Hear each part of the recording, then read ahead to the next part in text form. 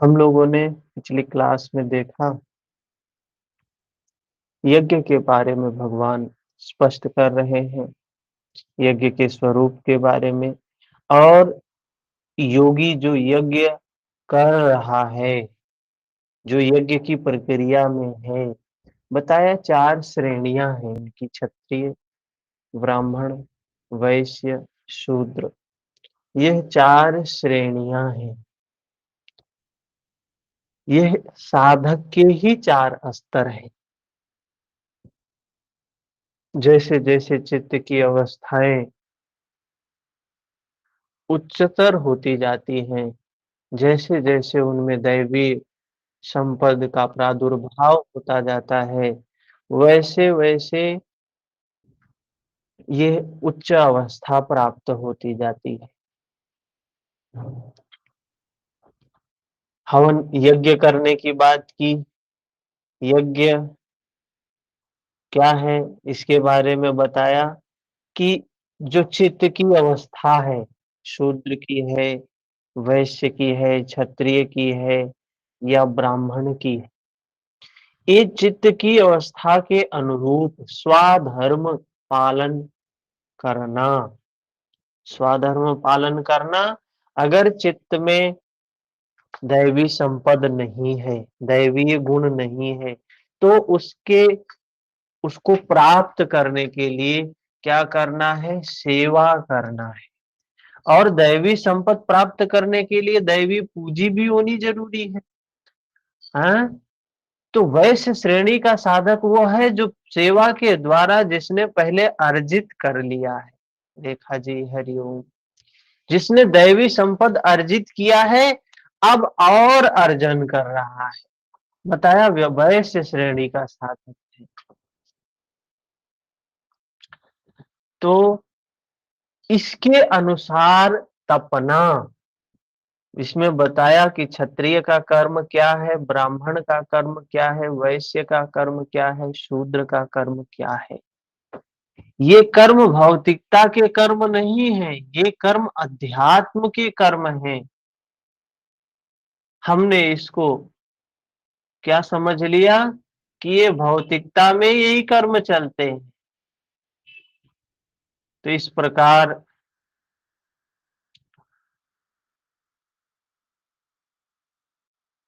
ये योग की, यज्ञ की प्रक्रिया का वर्णन किया, जिसका परिणाम है ज्ञान अर्थात साक्षात्कार। इस यज्ञ का परिणाम क्या होगा? ज्ञान प्राप्त होगा और साक्षात्कार होगा। यज्ञ का अगला चरण बताते हैं, आगे का स्वरूप बताते हैं, यज्ञ का क्या है। क्या कह रहे हैं?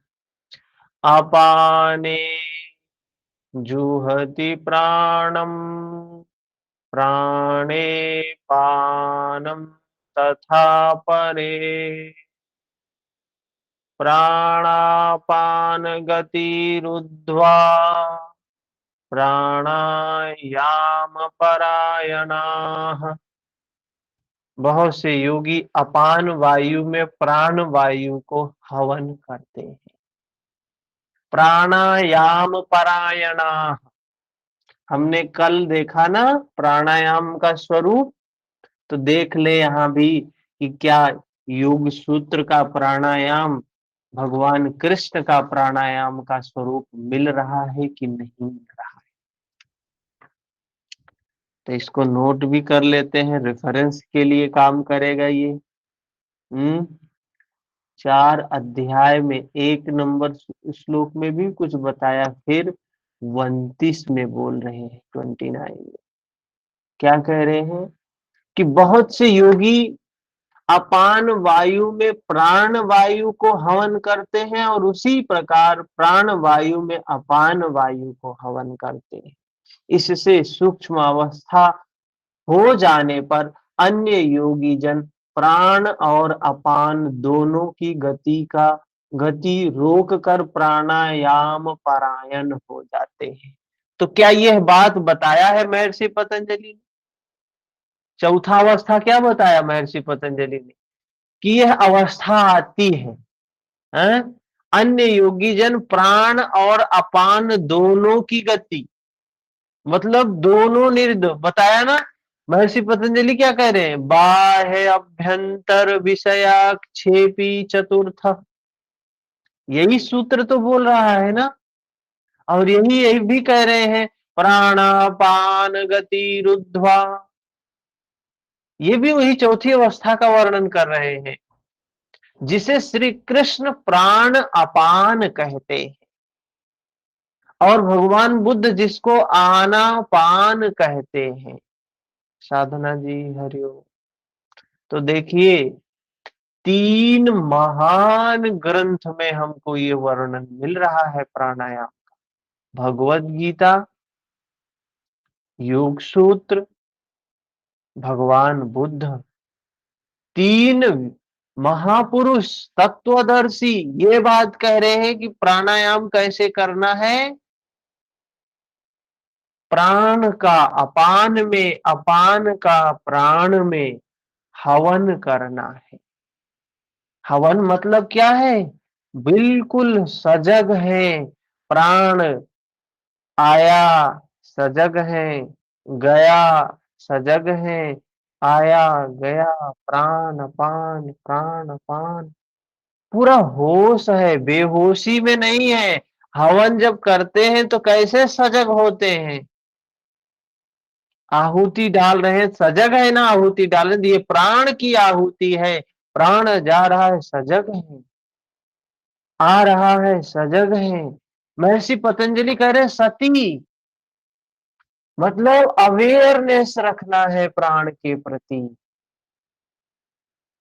जिसे श्री कृष्ण प्राण अपान कहते हैं, उसी को महात्मा बुद्ध आनापान कहते हैं। इसी को उन्होंने श्वास प्रश्वास भी कहा। प्राण वह श्वास है जिसे आप भीतर खींचते हैं, अपान वह श्वास है जिसे आप बाहर छोड़ते हैं। योगियों की अनुभूति है कि आप श्वास के साथ बाह्य वायुमंडल के संकल्प भी ग्रहण करते हैं। प्रश्वास में इसी प्रकार आंतरिक भले बुरे चिंतन की लहर फेंकते हैं।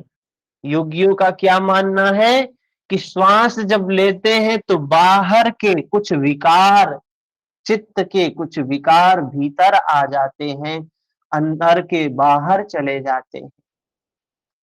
इसकी पुष्टि एक सूत्र करता है। क्या बताया है? चित्त की निर्मलता का उपाय बताया है महर्षि पतंजलि ने। प्रच्छरदन विधारणाभ्याम वा प्राणस्य, कह रहे प्राण को बाहर निकाल दो, प्रच्छरदन, और बाहर ही धारण करो। मतलब जो अंदर के विषय विकार हैं, संकल्प विकल्प हैं, सब बाहर हो गए, चित्त शांत हो जाए। और महर्षि पतंजलि का ये अगला जो सूत्र है, बाह्य अभ्यंतर विषयाक्षेपी चतुर्थः, कह रहे हैं ये चतुर्थ अवस्था जब हठ योग की भाषा में कहें तो केवल कुंभक जब आएगा तो न बाहर न भीतर, दोनों जगह पर बाहर के विषय बाहर रह जाएंगे, भीतर के विषय भीतर रह जाएंगे, दोनों में स्थिरता आ जाएगी, चित्त बिल्कुल शांत हो जाएगा। कहा यह चौथी अवस्था है। तो बाह्य किसी संकल्प का ग्रहण न करना प्राण का हवन है। अब जानते हैं हम सभी श्वास प्राणापान तो सभी कर रहे हैं ना। जितने लोग हम सभी हैं मनुष्य, सभी प्राणायाम कर रहे हैं। ये प्राण आ और जा तो सबके उसमें रहा है ना। कोई ऐसा है जो प्राण नहीं, श्वास नहीं ले रहा है, श्वास नहीं छोड़ रहा है? लेखा जी हरिओम। सब श्वास ले रहे हैं, सब श्वास छोड़ रहे हैं। तो यहां क्या हो रहा है? यहाँ की उस श्वास, अभी हम श्वास के साथ जानते हैं क्या ले रहे हैं, संकल्प विकल्प ले रहे हैं। श्वास के साथ में संकल्प विकल्प छोड़ रहे हैं, विषयों को ले रहे हैं, विषयों को छोड़ रहे हैं श्वास प्रश्वास के साथ में। और महर्षि कह रहे हैं श्वास प्रश्वास के साथ में हवन कर दो। हवन मतलब सजगता आ जाएगी, अवेयरनेस आ जाएगा। तो जो ये विषय का आना जाना चल रहा है, फिर जब श्वास के प्रति सजग हो जाएंगे तो विषय छूट जाएंगे। कह रहे संकल्प विकल्प का ग्रहण न करना ही प्राण का हवन है, भीतर संकल्पों को ना उठने देना अपान का हवन है। यहाँ प्राण अपान मतलब क्या है, संकल्प विकल्प का त्याग। न भीतर से किसी संकल्प का स्फुरण हो, न कि बाह्य दुनिया में चलने वाले चिंतन अंदर क्षोभ उत्पन्न कर पाए। इस प्रकार प्राण और अपान दोनों की गति सम हो जाने पर प्राणों का याम अर्थात निरोध हो जाता है। बिल्कुल प्रैक्टिकल बात है। जब कहा महर्षि पतंजलि ने क्या बताया क्या होगा, ततः क्षीयते प्रकाशावरणम, उस प्रकाश के ऊपर पड़ा हुआ आवरण क्षय हो जाता है। कहा यह मन की विजिता अवस्था है, प्राणों का रुकना मन का ही रुकना एक ही बात है। हठ योग में कहते हैं स्वात्माराम जी, चले वातम चले चित्तम निश्चले निश्चलम भवे। ये वात जैसे चलती है उस तरीके से हमारा चित्त चलता है। चित्त जैसे शांत हो जाएगा प्राण भी शांत हो जाएगा। कितनी महत्वपूर्ण बात बताया, बहुत महत्वपूर्ण है। इस प्रकार से प्राणायाम भगवान करने के लिए कह रहे हैं, इस प्रकार से प्राणायाम महर्षि करने के लिए कह रहे हैं। यह मन की विजिता अवस्था है, प्राणों का रुकना मन का रुकना एक ही बात है। प्रत्येक महापुरुष ने इस प्रकरण को लिया है, वेदों में भी इसका उल्लेख है, वेदों में भी इसका उपदेश मिलता है।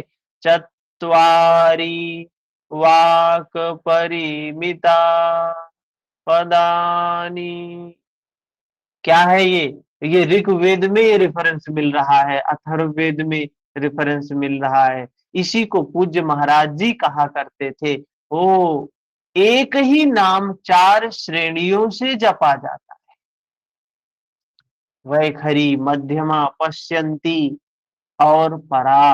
वैखरी उसे कहते हैं जो व्यक्त हो जाए, नाम का इस प्रकार उच्चारण हो कि आप सुने और बाहर कोई बैठा हो तो उसे भी सुनाई पड़े। मध्यमा मध्यम स्वर में जिसे केवल आप ही सुने, बगल में बैठा हुआ व्यक्ति भी उस उच्चारण को ना सुने। यह उच्चारण कंठ से होता है, धीरे धीरे नाम की धुन बन जाती है, डोर लग जाती है। साधना और सूक्ष्म हो जाने पर पश्यंती, आ गया बात वही पश्यंती की जो महर्षि पतंजलि कह रहे हैं देखने की, भगवान बुद्ध कह रहे हैं विपश्यना, विशेष प्रकार से देखना। तो पश्यंती आया ना, तीसरी अवस्था कह रहे हैं पश्यंती। फिर नाम को जपा नहीं जाता है, यही नाम श्वास में ढल जाता है, मन को दृष्टा बनाकर खड़ा कर देता है। मन को दृष्टा बनाकर खड़ा भर कर दे, देखते भर रहे कि सांस आती है कब बाहर निकलती है, कब कहती है क्या। महापुरुषों का कहना है कि यह सांस नाम के सिवाय और कुछ नहीं कहती। साधक नाम का जप नहीं करता, केवल उससे उठने वाली धुन को सुनता है। सांस को देखता भर है, इसलिए पश्यंती कहते हैं। पश्यंती में मन को दृष्टा के रूप में खड़ा करना पड़ता है, किंतु साधन और उन्नत हो जाने पर सुनना भी नहीं पड़ता। एक बार सुरत लगा भर दे, स्वतः सुनाई देगा। जपै न जपावे, अपने से आवे। मतलब कहने का क्या है, ये जो देखने की प्रक्रिया है ना, कुछ जब अभ्यास सध जाएगा, तो महर्षि पतंजलि ने क्या बताया है, कोई सूत्र बता सकता है? कल तो इस बढ़िया से उस पे बात हुआ। धारणा सुच योग्यता मनसः। बहुत से लोग समझते हैं, अरे प्राणायाम के बाद धारणा की योग्यता आ जाती है, प्रत्याहार की बात ही नहीं किया महर्षि ने। कहते हैं ना, तो ऐसा क्यों कहते हैं? कल भी बताया कि ये धारणा क्या है, ये योग्यता है। धारणा कौन सी क्षमता है? धारणा जो योगी में आ जाती है, क्या आ जाती है? देखने की, सहज देखने की क्षमता आ जाती है। अभी हम कहेंगे आपको श्वास देखिए, आ रही है, जा रही है, तो प्रयास करेंगे और उस प्रयास में आप 10% सफल होंगे, धीरे धीरे 20% सफल होंगे, धीरे धीरे 30% सफल होंगे, धीरे धीरे 40, 50, 60, एक समय आएगा 100% सफल हो जाएंगे। श्वास आ रही है, जा रही है, हमेशा बिना प्रयत्न के आप जान रहे। जपै न जपावे, अपने से आवे, अपने आप स्वतः जानने लगेंगे। न स्वयं जपे, न मन को सुनने के लिए बाध्य करें, जब चलता रहे, इसी का नाम है अजपा। अजपा क्या है? श्वास आ रही है तो जान रहे, आ रही है, जा रही तो जान रहे, जा रही है, यही अजपा है। अब हमने जपना छोड़ दिया, अब स्वतः ही मन इतना सूक्ष्म हो गया कि उसको इस हलचल के बारे में पता रहता है। तो अजपा नाम की कोई भी वस्तु उसके पास नहीं होगी। अजपा का अर्थ हम ना जपें किंतु हमारा साथ न छूटे। अवेयरनेस, वो सती अब हमें पकड़ ली है, तो अब हम पूर्ण रूप से सजग हैं। एक बार सूरत का कांटा लगा भर दें तो जब प्रवाहित तो हो जाए और अनवरत चलता रहे। इस स्वाभाविक जप का नाम है अजपा, और यही है परावाणी का जप। यह प्रकृति से परे तत्व परमात्मा में प्रवेश दिलाती है। इसके आगे वाणी में कोई परिवर्तन नहीं। परम का दिग्दर्शन करा के उसी में विलीन हो जाती है, इसलिए इसे परा कहते। तो आप लोगों में से बहुत से लोग प्राणायाम का श्लोक, प्राणायाम का रेफरेंस पहली बार सुन रहे होंगे। भगवत गीता में भी है प्राणायाम। प्रस्तुत श्लोक में योगेश्वर श्री कृष्ण ने केवल श्वास पर ध्यान रखने को कहा, जबकि आगे स्वयं ओम के जप पर बल देते हैं। गौतम बुद्ध भी आनापान सती में श्वास पर श्वास की ही चर्चा करते हैं। अंततः वे महापुरुष कहना क्या चाहते हैं? वस्तुतः प्रारंभ में वैखरी, उससे मध्यमा, उससे उन्नत होने पर पश्यंती अवस्था में श्वास पकड़ में आ जाती है। उस श्वास जप को श्वास में ढला मिलेगा, फिर जपेंगे क्या, जपे क्या, फिर तो केवल श्वास को देखना भर है। इसलिए प्राण अपान मात्र कहा, नाम जपो ऐसा नहीं कहा। प्राण अपान कारण की कहने की आवश्यकता नहीं है। यदि कहते हैं तो गुमराह होकर नीचे की श्रेणियों में चक्कर काटने लगेगा। महात्मा बुद्ध, गुरुदेव भगवान तथा प्रत्येक महापुरुष जो इस रास्ते से गुजरे हैं, सभी एक ही बात कहते हैं, बैखरी और मध्यमा नाम जप के प्रवेश द्वार मात्र है। पश्यंती से ही नाम में प्रवेश मिलता है, मतलब वो योग्यता प्राणायाम से ही आती है।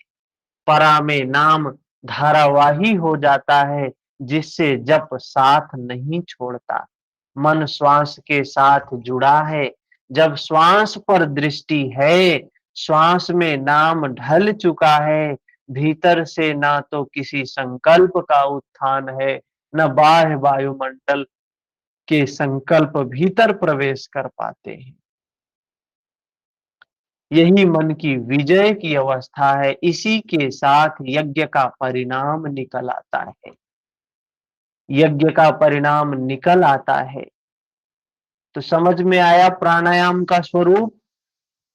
कुछ प्रश्न है आप सभी में से किसी का?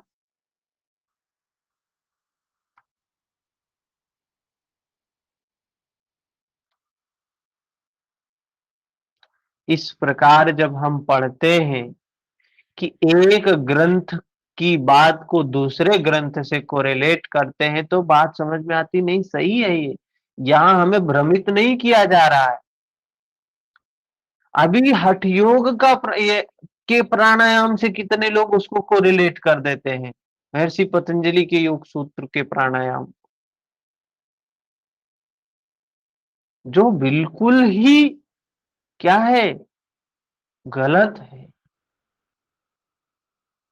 प्राणायाम यहाँ सिर्फ अवेयरनेस की बात कह रहे हैं, सजगता की बात कह रहे हैं, जो हो रहा है, जैसे हो रहा है उसको वैसे ही जानने की बात कह रहे हैं।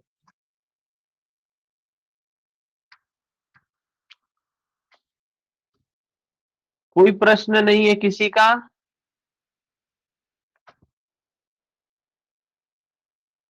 समझ में आया यही बता दीजिए, समझ में आ गया है, आगे चलें। जी हम लोग भी पढ़े थे पतंजल योग सूत्र, तो उसको हम्म दूसरे ढंग से ही पढ़े थे। हम्म।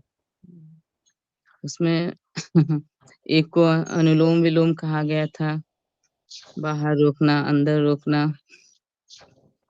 हाँ यही है। अगर वो परिभाषा, वो व्याख्या सही होती तो योग भगवत गीता से भी मेल करती हो, लेकिन संभव नहीं है। हठ योग की परिभाषा,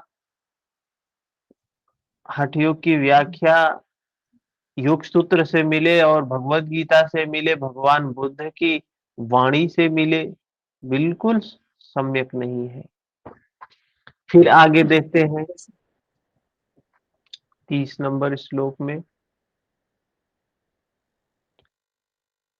अपरे नियताहारा प्राणान् प्राणेषु जुह्रति सर्वे अप्येते यज्ञविदो यज्ञक्षपितकल्मषाः। दूसरे नियमित आहार करने वाले प्राण को प्राण में ही हवन करते। दूसरे लोग जो हैं, कह रहे हैं नियताहारा, जो नियत आहार लेने वाले हैं, नियमित आहार, संयमित आहार लेने वाले हैं, वे क्या करते हैं, प्राण को प्राण में ही हवन करते। पूज्य महाराज जी कहा करते थे कि योगी का आहार दृढ़, आसन दृढ़ और निद्रा दृढ़ होनी चाहिए। भगवान कृष्ण भी बताते हैं, युक्ताहार विहारस्य युक्त चेष्टस्य कर्मसु युक्त स्वप्नावबोधस्य योगो भवति दुःखः। आहार विहार पर नियंत्रण बहुत आवश्यक है। ये संतुलित नहीं है तो बीमारियों का कारण है। आज जो लोग, समाज जो बीमार दिखाई दे रहा है, हर व्यक्ति किसी न किसी बीमारी से ग्रसित है। कारण क्या है? आहार गलत है, निद्रा गलत है, और आहार निद्रा ये जीवन के महत्वपूर्ण पहलू हैं। यही दो विखंडित हैं, तो हम कहाँ से स्वस्थ रहेंगे, कितने दिनों तक स्वस्थ रहेंगे, कोई सवाल ही नहीं उठता है। आहार विहार संयमित होना चाहिए। ऐसे अनेक योगी प्राण को प्राण में ही हवन कर देते हैं। श्वास लेने पर ही ध्यान केंद्रित रखते हैं, प्रश्वास पर ध्यान नहीं देते। सांस आई तो सुना ओम, पुनः श्वास गई तो ओम। इस प्रकार यज्ञों द्वारा नष्ट पाप वाले ये सभी पुरुष यज्ञ के जानकार हैं। इस अभी तो क्या है, जो कुछ भी है, लेकिन ये जो शब्द ऐड करना आगे, शुरुआती अवस्था में शब्द एक माध्यम होता है। जैसे बच्चा, छोटा सा बच्चा शुरू में जब चलना शुरू करता है तो क्या करता है, अंगुली का सहारा लेता है ना, या उसको एक गाड़ी आती है उसको दे देते हैं चलने के लिए, सीखने के लिए। हाँ, हो सकता है बच्चे, छोटा सा बच्चा है, माँ है, पिताजी हैं, दादा हैं, दादी हैं, सब अंगुली पकड़ा रहे हैं उसको, हैं, तो क्या कहेगा, आप भी पकड़ा रहे हैं तो आपका नहीं पकड़ेगा, वो दादाजी का पकड़ेगा या माँ का पकड़ेगा। तो क्या है वो, चार लोग अंगुली पकड़ा रहे हैं उसको, लेकिन पकड़ रहा है किसी एक का। इस प्रकार से ये जो शब्द वाली बात आ जाती है ना, शब्द तो किसी न किसी संप्रदाय से हो जाते हैं, तो व्यक्ति क्या कहता है, नहीं ये शब्द हम काहे पकड़े। धर्म की बात है, विकारों को नष्ट करने की बात है और संपूर्ण मनुष्य के लिए है, तो कुछ माध्यम ऐसा होना चाहिए जो सभी लोग स्वीकार कर लें। लेकिन हम कहें कि ओम कहो, तो मुसलमान कहेगा हम ओम काहे कहें, हम आमीन कहेंगे। तो हिंदू कहेगा हम ये कहेंगे, मुसलमान कहेगा ये कहेंगे, ईसाई कहेगा ये कहेंगे। शब्द शब्द पकड़ के और शब्दों को में ही चिपकाव हो गया, शब्द ही प्रमुख हो गया, और जो जिस वजह से जिसका काम करना था वो तो छूट गया। करना ये था कि सब शब्द एक सहारा लेके हमको चलना सीखना था। बाद में तो वो शब्द छूट जाएगा, जैसे बच्चा बाद में वो गाड़ी छोड़ देता है। बच्चे के लिए जो गाड़ी आती है चलने के लिए, वो एक आध महीने ही यूज करता है। सही बात है ना, प्रैक्टिकल है ना। लेकिन हमने क्या किया, हमारे लिए भगवान ने, हमारे लिए महापुरुषों ने गाड़ी दी हमको कि चलो ये गाड़ी ले लो, ये राम नाम की गाड़ी है, ये ओम नाम की गाड़ी है, ईश्वर नाम की गाड़ी है, इससे चलो। हमने क्या किया, हमने चलने के लिए उन्होंने हमको दिया था, हमने चलना तो छोड़ दिया, हम वही गाड़ी पकड़ के बैठ गए। अब यही सब कुछ है, भव तारण यही गाड़ी है, इसी से हम चलेंगे पूरे जीवन। यही करके हम शब्दों को पकड़ के बैठ जाते हैं, पूरा जीवन शब्द शब्द शब्द में उलझे रहते हैं, कुछ प्राप्त नहीं होता है, कुछ प्राप्त नहीं होता है। जैसे कहा है ना, लड्डू लड्डू बोलते जीभ न चखे मिठास, पानी पानी बोलते किसकी बुझती प्यास। बिन औषध सेवन किए कहाँ रोग का अंत, जीवन में धारण करे धर्म होए फलवंत।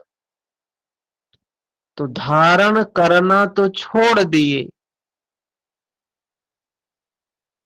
चलना तो छोड़ दिए, वो गाड़ी बच्चा जैसे पकड़ के सिर्फ उसी को जीवन भर गाड़ी को पकड़ ले और यही गाड़ी है जो हमें चलना सिखाएगी, यही गाड़ी है जो हमें चलना सिखाएगी, यही प्रभु है, यही ईश्वर है। अरे वो तो छूट जाता है। बच्चे 2 महीने बाद जब खुद पैदल चलने लगते गाड़ी को देखते भी नहीं है।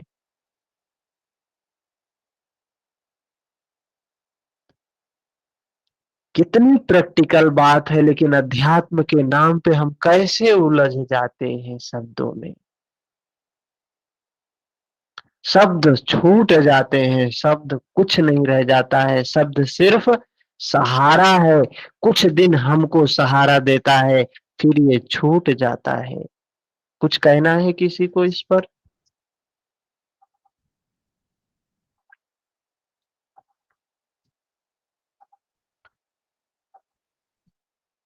कुछ नहीं भैया, गहन अभ्यास की आवश्यकता है, बस यही समझ में आ रहा है।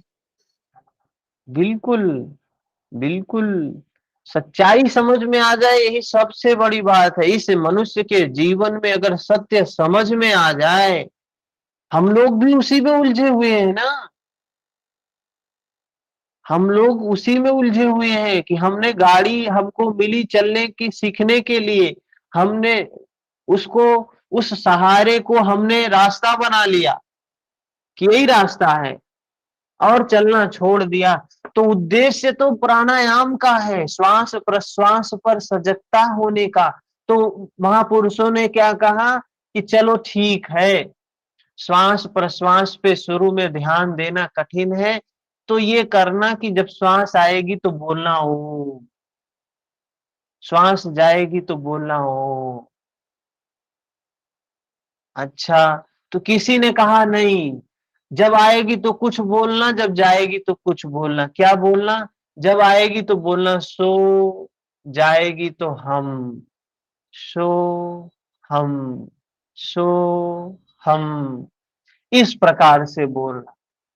हमने तो प्राण को छोड़ दिया, हमने उस शब्द को ही पकड़ लिया, सो हम। मेन उद्देश्य था चलना, हमने चलना छोड़ दिया, हम शब्द में उलझ गए।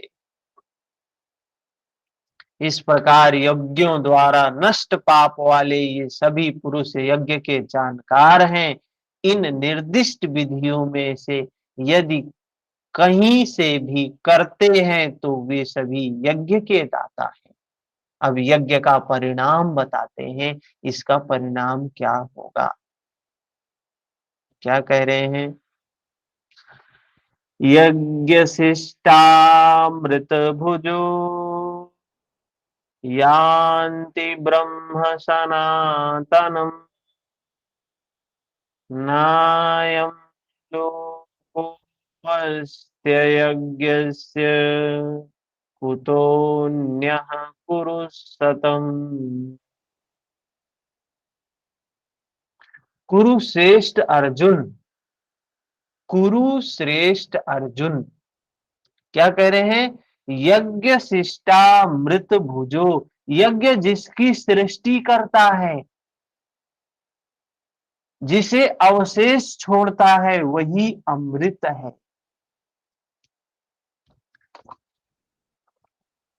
बहुत महत्वपूर्ण है, समझने वाली बात है, बहुत क्रिटिकल। समझ नहीं पाते हैं तो हमने क्या कहा कि हवन से जो, यज्ञ से जो बच जाता है वो अमृत है। भगवान क्या कह रहे हैं?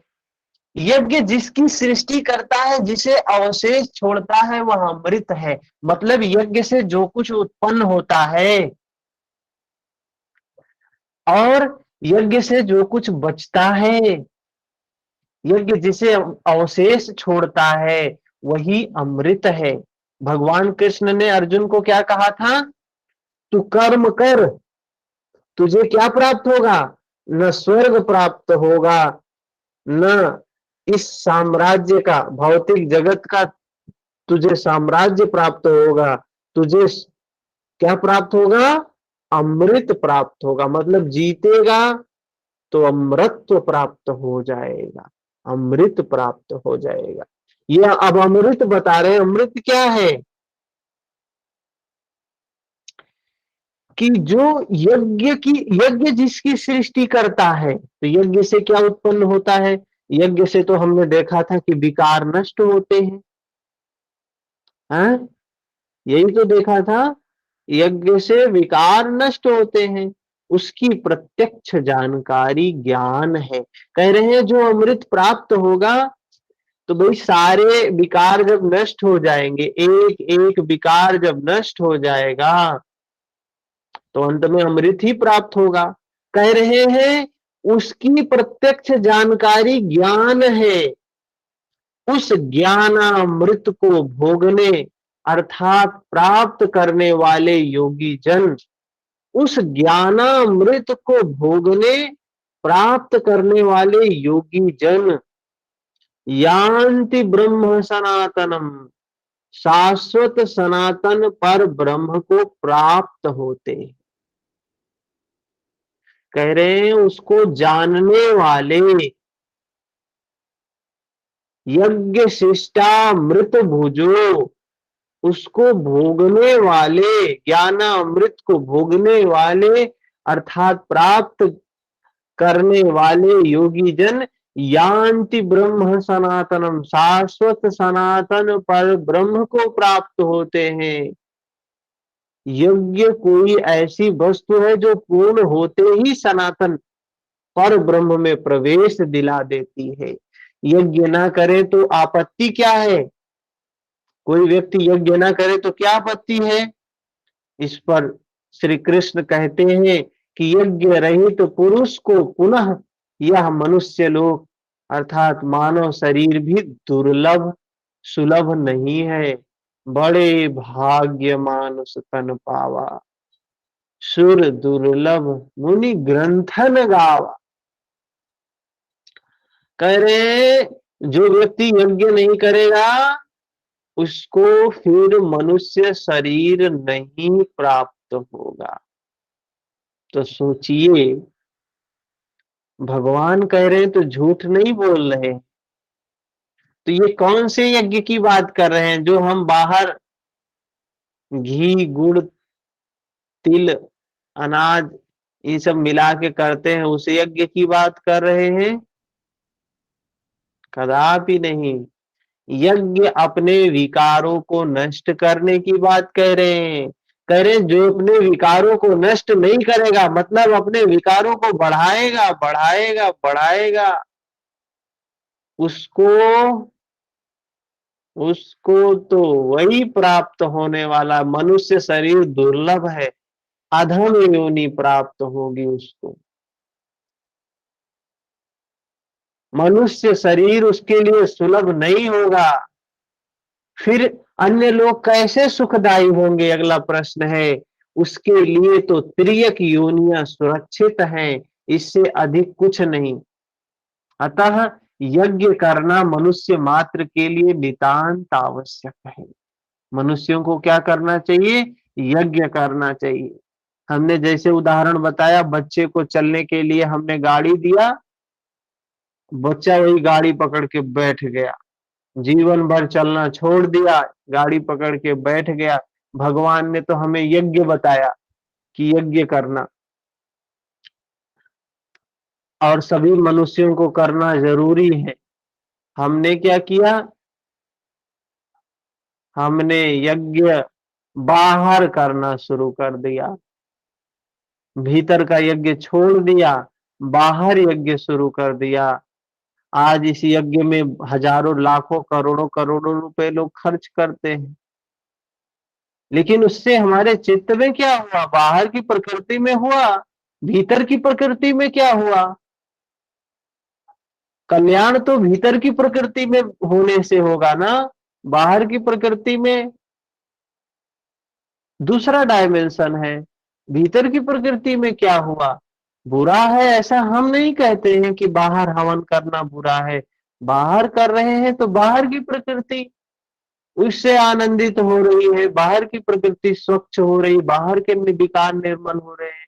लेकिन भगवान ने अंदर की हवन की बात की है, अंदर में हवन करना है, अपने विकारों को नष्ट करने के लिए हवन करना है। बाहर के विकारों को नष्ट करने के लिए, बाहर पॉजिटिविटी लाने के लिए हमने किया, बाहर हवन किया। वो भी, उसकी भी रिसर्चेज है, रिसर्च हो रही है, उसका इफेक्ट पड़ता है, लेकिन हमारे चित्त में क्या इफेक्ट पड़ा? उसके लिए कहा यज्ञ जरूरी है, नहीं तो मनुष्य शरीर भी दुर्लभ हो जाएगा। एवं बहुविधा यज्ञा वितता ब्राह्मणो मुखे कर्मजा विदिति तान् सर्वानेव ज्ञात्वा विमोक्ष्यसे। इस प्रकार उपर्युक्त बहुत प्रकार के यज्ञ वेद की वाणी में कहे गए हैं। इस प्रकार कह रहे हैं, बहुत प्रकार के यज्ञ, वेद की वाणी में बहुत प्रकार के यज्ञ बताए गए हैं।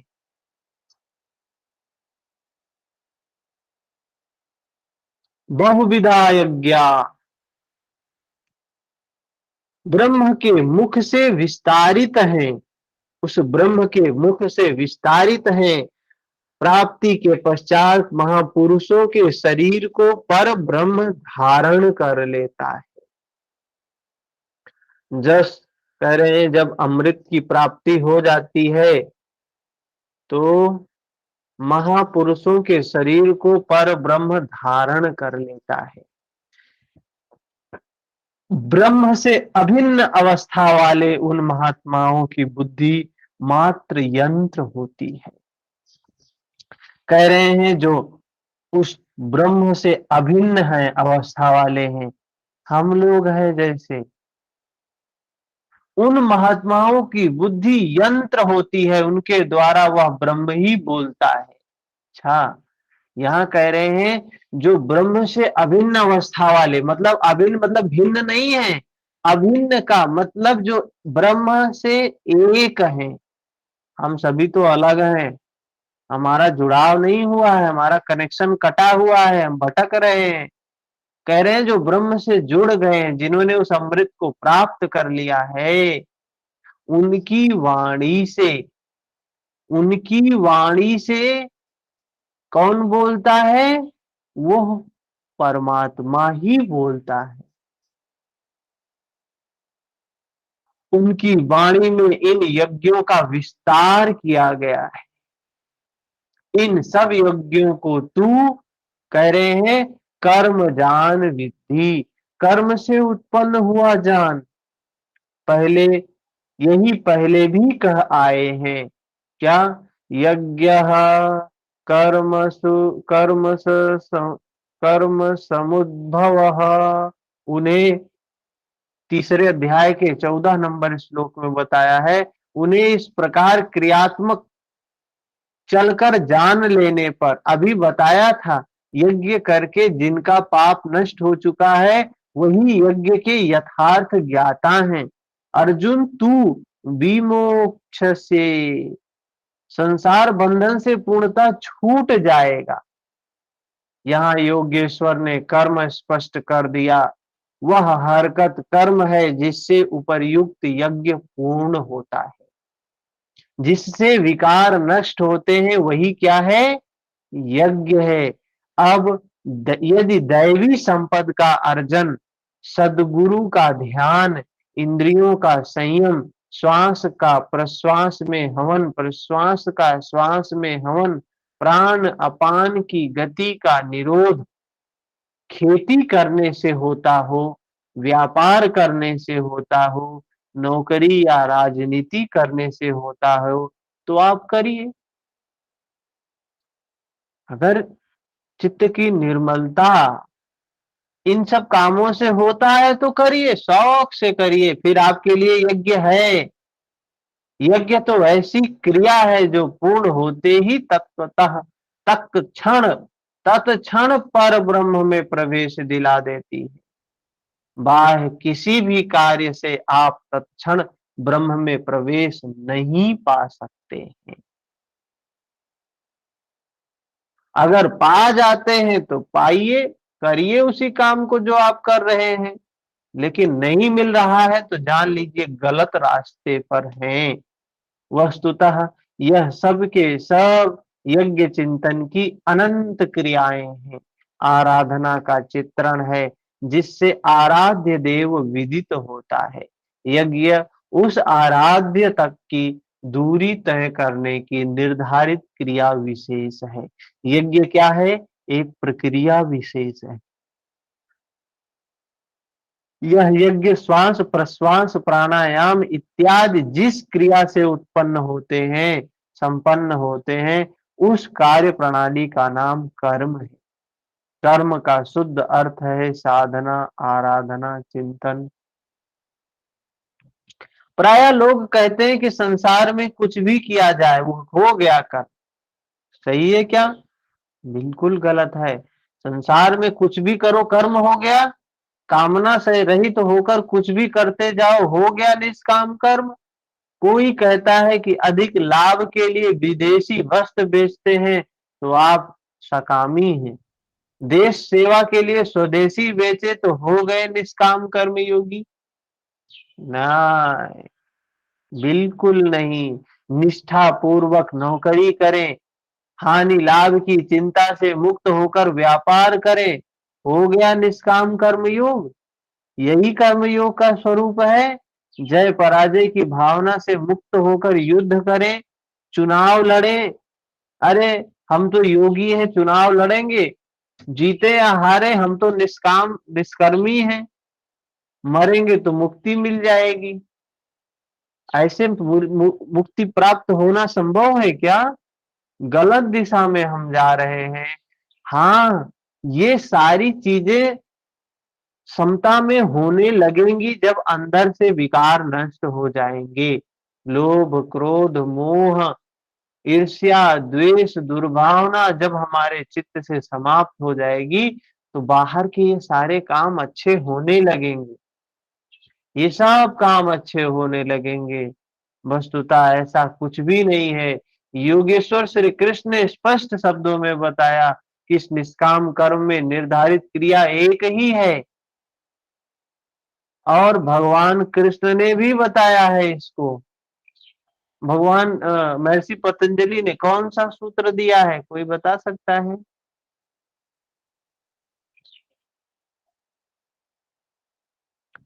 तत्प्रतिषेधार्थ में तत्व अभ्यास। एक तत्व के अभ्यास की बात भगवान महर्षि पतंजलि भी करते हैं कि एक ही क्रिया है इसके लिए। व्यवसायत्मिका बुद्धि रेके है कुरुनंदन। अर्जुन तो निर्धारित कर्म को कर, यही निर्धारित कर्म है, इसको कर। यज्ञ की प्रक्रिया ही कर्म है। यज्ञ क्या है? श्वास प्रश्वास का हवन, इंद्रियों का संयम, यज्ञ स्वरूप महापुरुष का ध्यान, प्राणायाम, प्राणों का निरोध, यही मन की विजिता अवस्था है। मन का ही प्रसार जगत है।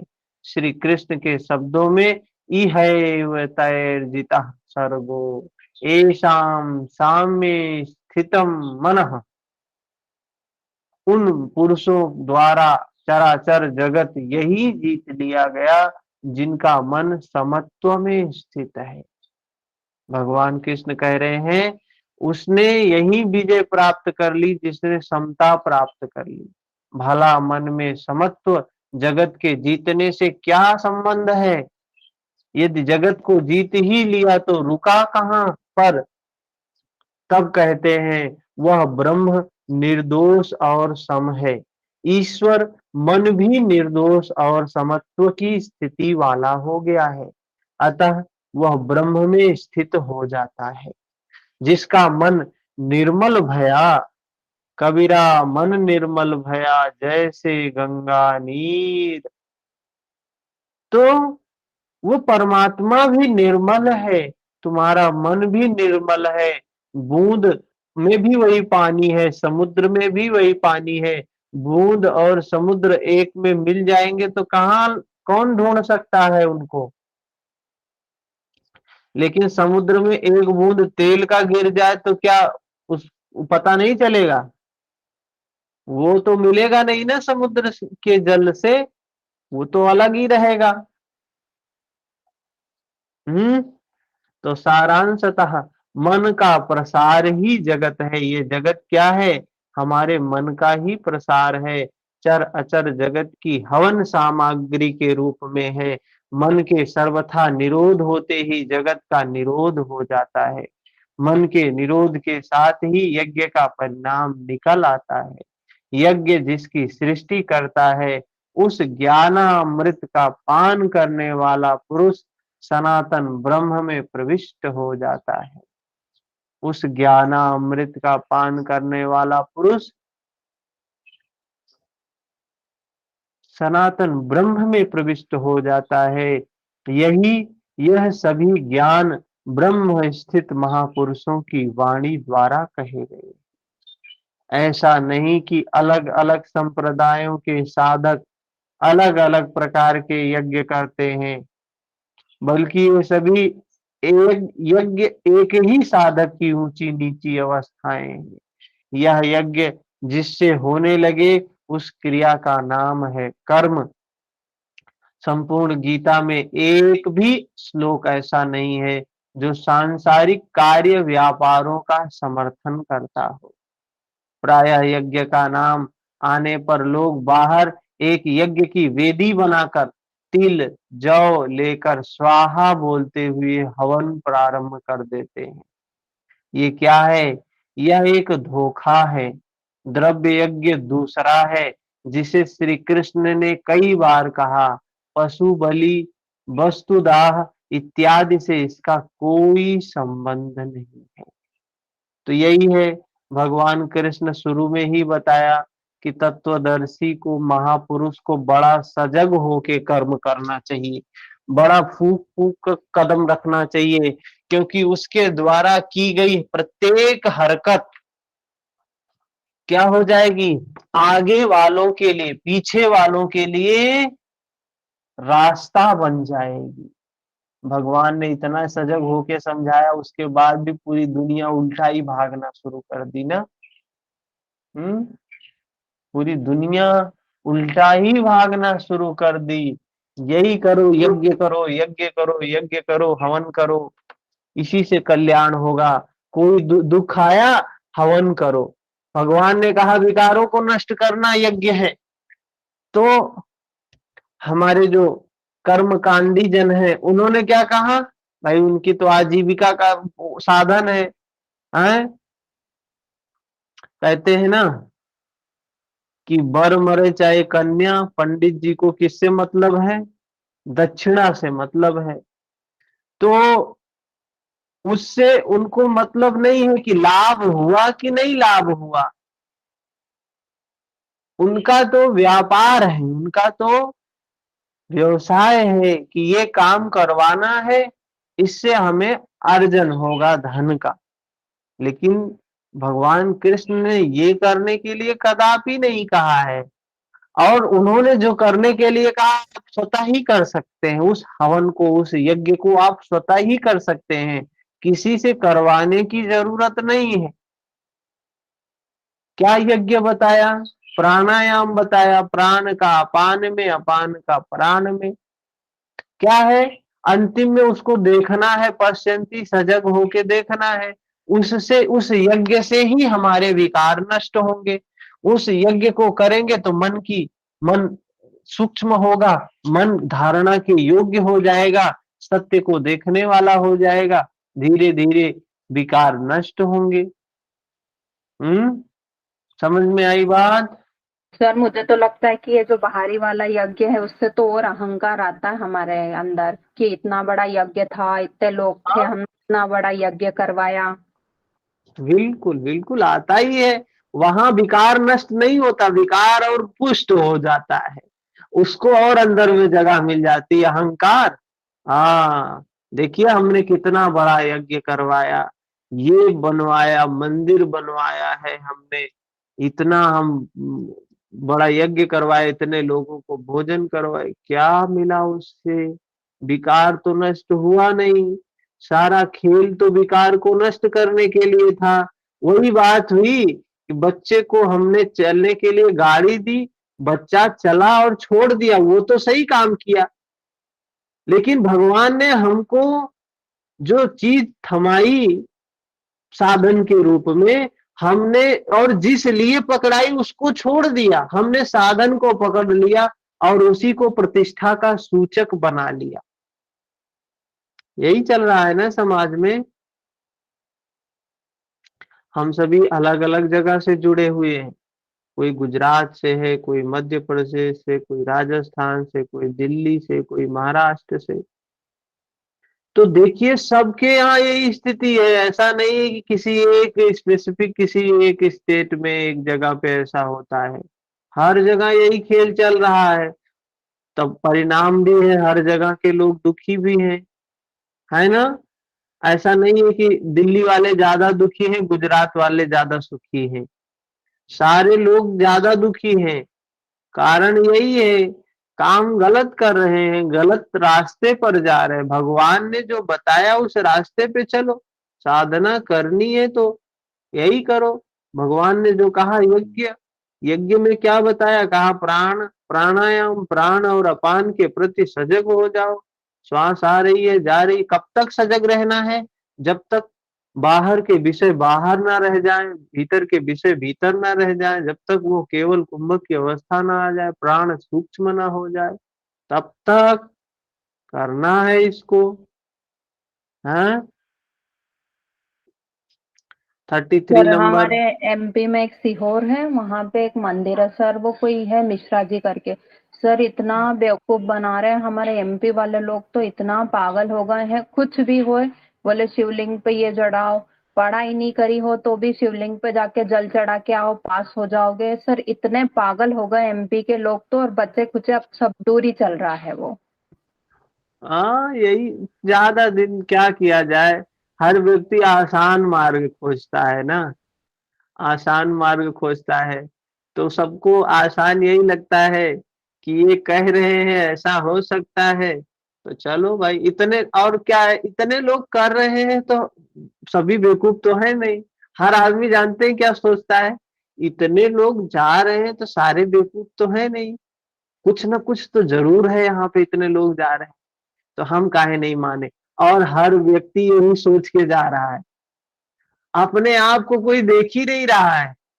हर व्यक्ति यही सोच के जा रहा है, इतने सारे लोग जा रहे हैं, इतने सारे लोग कर रहे हैं, हाँ, तो सारे कुछ बेवकूफ तो लोगों हो को नहीं तो सकते सफलता हैं। भी मिल जाती होगी ना भैया, कुछ हाँ, लोगों को तो सफलता मिल ही जाती होगी अपने प्रयास से भी, तो लगता होगा। सफलता, हाँ मैंने जिस भाई कोई भी क्षेत्र के लिए चीज जाते हंड्रेड हैं, परसेंट नहीं होता है।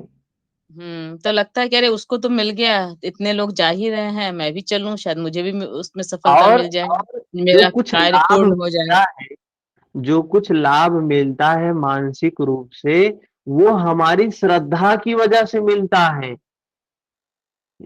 योग में भी श्रद्धा को नकारा तो है नहीं, भगवान ने भी नहीं नकारा है, भगवान बुद्ध ने भी नहीं नकारा है, महर्षि पतंजलि ने भी नहीं नकारा है। सभी ने श्रद्धा को पहला स्थान दिया है। तो श्रद्धा किसी के प्रति रखेंगे वो भगवान ही हो जाएगा फिर। हाँ, तो बाहर का खेल क्या चल रहा है अध्यात्म के नाम पर, और यथार्थ में गीता क्या कह रही है। जब तक ये बातें इस स्वरूप में संपूर्ण मानव जाति को नहीं पता चलेगी, तब तक दुख से मुक्ति का कोई उपाय ही नहीं है। दुख से मुक्ति का उपाय भगवान भी बता रहे हैं, भगवान बुद्ध भी बता रहे हैं, महर्षि पतंजलि भी बता रहे हैं। लेकिन जब समझेंगे तब ना, समझ में ही नहीं आया तो करेंगे कहां से। 33 नंबर। अच्छा, टाइम तो हो गया, पता ही नहीं चलता है टाइम। ठीक है, कोई प्रश्न।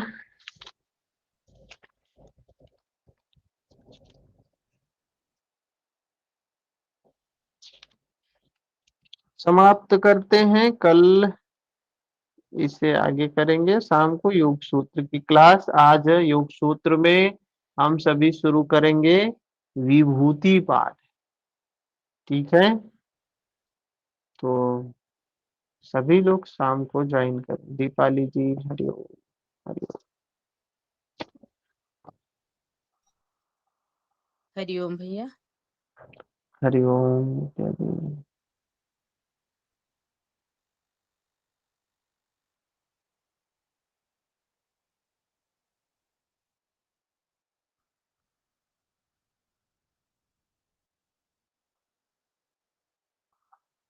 ऋचा जी हरिओम।